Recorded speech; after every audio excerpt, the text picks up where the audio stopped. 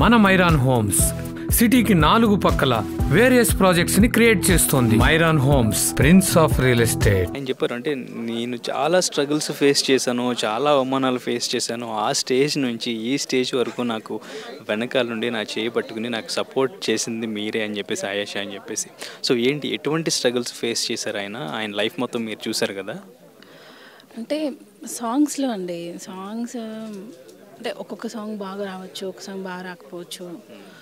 పర్సనల్గా అయినా ఇప్పుడు మాది లవ్ మ్యారేజ్, సో ఫ్యామిలీలో ఏదో ఒకటి ఇష్యూస్ వస్తూనే ఉంటాయి. సో ఇప్పటికీ కూడా స్టిల్ మనం అంటే ఒకరు అనేది అనుకున్నాం కాబట్టి ఆ ప్రామిస్ని బ్రేక్ చేయకుండా మూవ్ ఆన్ అవుతున్నాం విత్ అండర్స్టాండింగ్. సో చిన్న చిన్న తప్పులు, గొడవలు అనేవి కామన్. కొంతమంది దాన్ని ఓవర్కమ్ చేస్తారు, కొంతమంది వద్దు అని డ్రాప్ అయిపోతారు. సో అలా కాకుండా కష్టాలు వచ్చిన ఇప్పుడు ఒక్కొక్కసారి ఫైనాన్షియల్గా తీసుకోండి, ఒక్కొక్కసారి సాంగ్స్ ఉండవు. ఇప్పుడు కాదంటే అరౌండ్ 2013, 2014 ఇప్పుడు బాబుకి అదందరికీ తెలుసు, రామ్ చరణ్ సార్ ఫైనాన్షియల్గా చాలా సపోర్ట్ చేశారు. సో ఆ టైంలో ఏంటంటే ఈవెన్ 150 రూపీస్ కూడా లేవన్నమాట. అంత లోగా ఉన్నాము, కానీ పేరు మాత్రం ఉంది, ఫైనాన్షియల్గా లేదు. సో ఆ టైంలో అంటే ఏం తేలేదు, పెట్టలేదు. సో ఇలాగా కాకుండా ఫ్యామిలీ సపోర్ట్ కూడా లేదా అంటే ఇప్పుడు లవ్ మ్యారేజ్ రీసెంట్గా అంటే వితిన్ 1 year బాబు డెలివరీ అయింది. సో అప్పుడు పేరెంట్స్ సపోర్ట్ అంటే కొంచెం ఆబ్వియస్లీ ఉంటుంది కదండి. ఉన్నింది అంటే మా మదర్ సైడ్ వాళ్ళు వచ్చారు, వాళ్ళ మదర్ సైడ్ వాళ్ళు వచ్చారు, కానీ ఫుల్ సపోర్ట్ ఫైనాన్షియల్గా కావాలి కదా. సో అప్పుడు కొంచెం అంటే మాస్టర్కి కొంచెం ధైర్యం చెప్పి ఏం కాదు అన్నీ వస్తుంటాయి కదా, సో వెనక్కి వెళ్ళకుండా లెట్స్ గో టుగెదర్ అని చెప్పి ఉండడం. ఇంకా చాలా ఉన్నాయి ఇట్లాంటివి. సో స్ట్రగుల్స్ అనేవి మన ఫిలిం ఇండస్ట్రీలో అందరికీ కామన్, ముఖ్యంగా డాన్సర్స్కి, ఫైటర్స్కి. అంటే ఇప్పుడు బాగా టాప్ పొజిషన్లో వస్తున్నారు. సో మాస్టర్ అలాంటివి కొంచెం ఇంకా పర్సనల్గా అయినా ఏదైనా అర్థం చేసుకోవాలి. ఏదైనా మిస్టేక్ ఉంది అని చెప్తే మాస్టర్ రియలైజ్ అవుతారు. ఫస్ట్ నెంబర్ 1 క్వాలిటీ మాస్టర్లో ఉండేది ఏంటంటే ఏదైనా ఇది ఇలా కాదు, ఇది ఇలా రాంగ్ వెళ్తుందేమో అని చెప్తే మాస్టర్ దాన్ని తీసుకొని అరే ఇది నాకు మంచిగా చెప్తుంది. వైఫ్ అనే ఆమె ఎవరైనా హస్బెండ్ మంచిగా చెప్తారు, సో అది తను తీసుకుంటారు. అది బెస్ట్ క్వాలిటీ, రియలైజ్ అవుతారు మెయిన్ అది. అంటే ఏదైనా సాంగ్ కొరియోగ్రఫీ చేయాలనుకున్నప్పుడు ఆయన ఇంటి దగ్గర ఎట్లా ఉంటుంది? ఆయన ప్రాక్టీస్ ఎన్ని అవర్స్ ప్రాక్టీస్ చేస్తారు? మెంటల్గా ఏమైనా స్ట్రెయిన్ అవుతారా? కొత్త స్టెప్స్ కోసం ఆయన ఇమాజిన్ చేసుకుంటారు? ఎలా ఉంటుంది, మీతో డిస్కస్ చేస్తారా? అంటే ఇంట్లో అయితే నో ప్రాక్టీస్. ఇంట్లో పిల్లల వరకు డాన్సుల గురించి కానీ ఇవన్నీ మాట్లాడరు. అంటే ఎలా ఉంది సాంగ్ అని చెప్పి సాంగ్ చూపిస్తారు డైరెక్ట్. బాగుందంటే బాగుంది. మా బాబు అయితే టు బీ ఫ్రాంక్ చెప్పేస్తాడు, డాడీ ఇది బాగాలేదు డాడీ, ఇది బాగుందంటే డాడీ సూపర్ డాడీ అంటే. సో రీసెంట్గా స్టెప్ అమ్మారు కూడా రామ్ సార్ది వచ్చింది, సో అది వాడికి బాగా నచ్చింది, మా అబ్బాయికి సిరాజ్. సో ఇంట్లో అయితే ఏముండదు, కానీ ఏది ఉన్నా బయట వరకే. సో బయట రిహార్సల్ చేసామా, ఇంటికి వచ్చేటప్పుడు అన్నీ దాన్ని బయట వదిలేసి వచ్చామా అంతే. సో ఫ్యామిలీ టైం అనేది ది బెస్ట్ టైం ఏది ఇవ్వాలో అదైతే ఇస్తారు. బట్ అంటే ఆయన కొరియోగ్రఫర్గా ఎక్కడెక్కడో షూట్ వెళ్తుంటారు. సో కొరియోగ్రఫర్గా కొంచెం కలర్ఫుల్గా ఉంటుంది లైఫ్.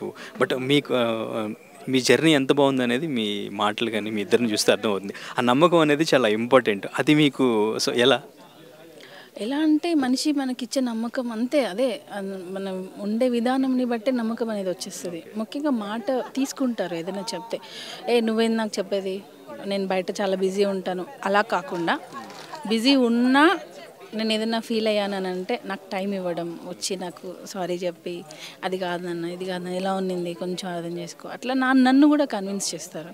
సో ఆ కన్విన్స్ చేసే విధానంలో నేను పడిపోతాను అంతే. ఇండస్ట్రీలో ఎక్కువ సపోర్ట్ ఇచ్చింది జానీ మాస్టర్ కంటే ఏ హీరో ఇచ్చి ఉంటారు?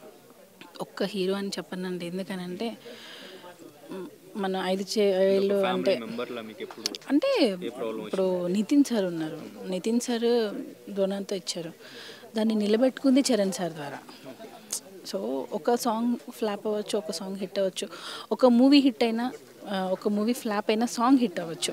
సో మనం అలాగా కంపేర్ చేయడం కరెక్ట్ కాదు. కానీ నితిన్ సార్, రామ్ చరణ్ సార్, తర్వాత NTR sir, Allu Arjun sir, so ఉన్న వాళ్ళందరూ అంటే చిన్న పెద్ద అని లేదండి, మన స్టార్స్ ఈరోజు మన కొరియోగ్రాఫర్స్ని ఎంకరేజ్ చేయడం వల్లనే పక్క రాష్ట్రంలో సాంగ్స్ కూడా మనం చేయగలుగుతున్నాం. సో మన స్టార్స్ అనేది చాలా ఇంపార్టెంట్. ప్రొడ్యూసర్స్ డబ్బులు పెట్టి నమ్మకం పెట్టి సాంగ్ చేస్తే హీరో కొరియోగ్రాఫర్ని నమ్మి చేస్తారు.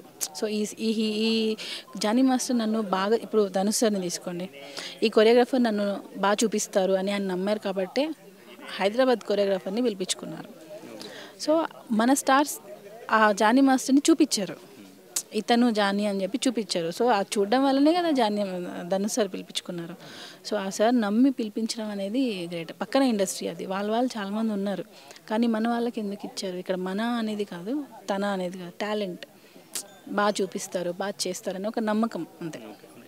సో జానీ మాస్టర్ చేసిన సాంగ్స్లో మీకు బాగా నచ్చిన బెస్ట్ సాంగ్ అంటే?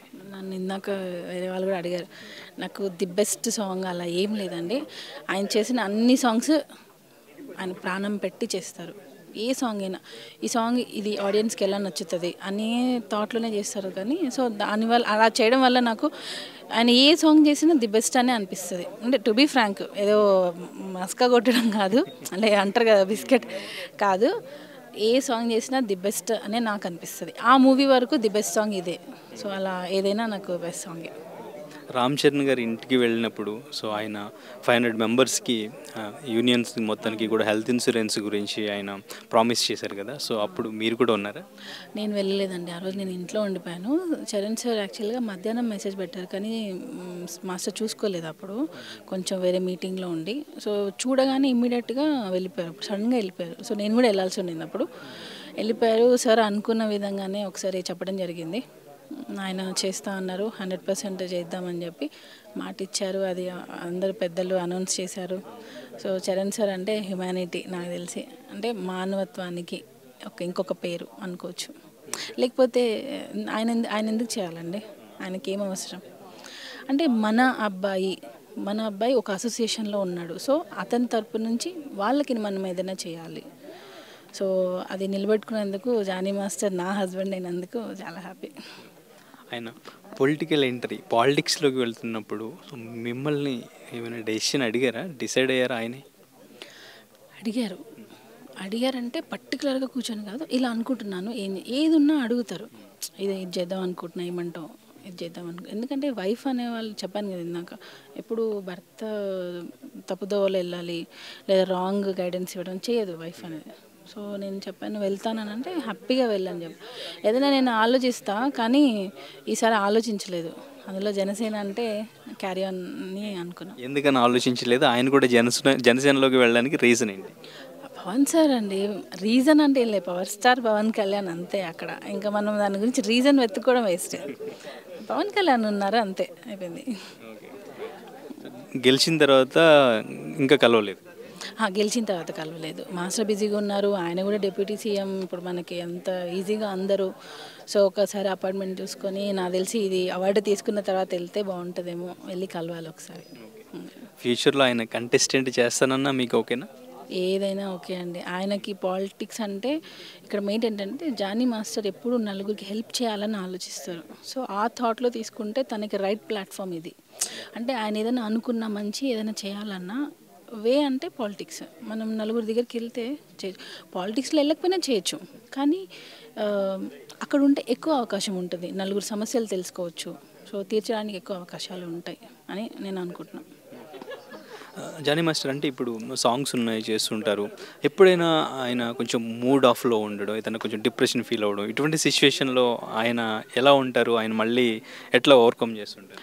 ఆయనకి ఏదైనా ఒక సాంగ్ చేస్తే అండి ఒక పట్టం నచ్చదు, ఈరోజు అది బాగా రాలేదు, ఇది బాగా రాలేదు అని ఆలోచిస్తూ ఉంటారు. ఒక్కొక్కసారి కాళ్ళకి వాటర్ బబుల్స్ లాగా వచ్చేస్తాయి, ఎక్కువ షూ వేసుకొని చేసి బ్యాక్ పెయిన్ వచ్చేస్తుంది. మధురైలో కూడా వెళ్ళి ట్రీట్మెంట్ తీసుకోవడం జరిగింది, అంత back pain, severe back pain. So ఆ హార్డ్ వర్క్ ఉంటేనే కదా ఈరోజు ఇలాంటి అవార్డు రావడం, నేషనల్ అవార్డు అనేది. సో అట్లాంటి టైమ్స్లో కొంచెం ఏదైనా సాంగ్ అటు ఇటు అవుతుందేమో అనే థాట్ వచ్చినప్పుడు బాగా ఆలోచించేస్తారు అంతే. అది తప్ప ఇంకా వేరే ఏం లేదండి. ఎప్పుడు స్పోర్టివ్గా తీసుకుంటారు. ఎంతమంది ఒకవేళ రాంగ్ ఎలిగేషన్స్ చేసినా, బ్యాక్ బైటింగ్ చేసినా, బ్యాక్ పుషింగ్ ఎవరైనా చేసినా కూడా ఆయన స్పోర్టివ్గా తీసుకొని నేను ఇంకా దీనికన్నా రెండిందలు చూపిస్తాను నీకని వెళ్తారు అంతే. అంటే రీసెంట్గా ఆయన పెట్టిన ప్రెస్ మీట్ ఒకటి కాంట్రవర్సీ అయింది కదా, ఆఫ్టర్ దట్ తర్వాత ఎటువంటి డెసిషన్స్ తీసుకున్నారు యూనియన్కి సంబంధించి? అదే అండి, అది అంటే మనం మంచికి సపోర్ట్ చేస్తున్నప్పుడు మనకి నచ్చని వాళ్ళు ఆబ్వియస్లీ మనకి అపోనెంట్స్ అవుతారు. మన వాళ్ళైనా వాళ్ళు ఒక్కొక్కసారి పరాయి వాళ్ళ బిహేవ్ చేయాల్సి వస్తుంది. వాళ్ళు అలా అనుకుంటారేమో మరి నాకు తెలియదు కానీ. సో రాంగ్ అనేది ఎప్పటికైనా రాంగే. ఎవరు ఒప్పుకున్నా ఒప్పుకోకపోయినా తప్పు ఎప్పటికైనా తప్పే. సో ఫైనల్ డెసిషన్ అనేది మంచికే జరుగుతుంది నా దృష్టిలో. సో ఎప్పుడు మంచిగానే ఆలోచిస్తాం అంతే.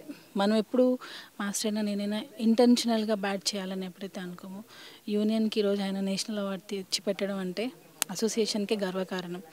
సో అంత పెద్ద పొజిషన్లో ఉన్న వాళ్ళు ఎప్పుడు మంచి చేస్తారు తప్ప నాకు తెలిసి తప్పుగా ఆలోచించరు.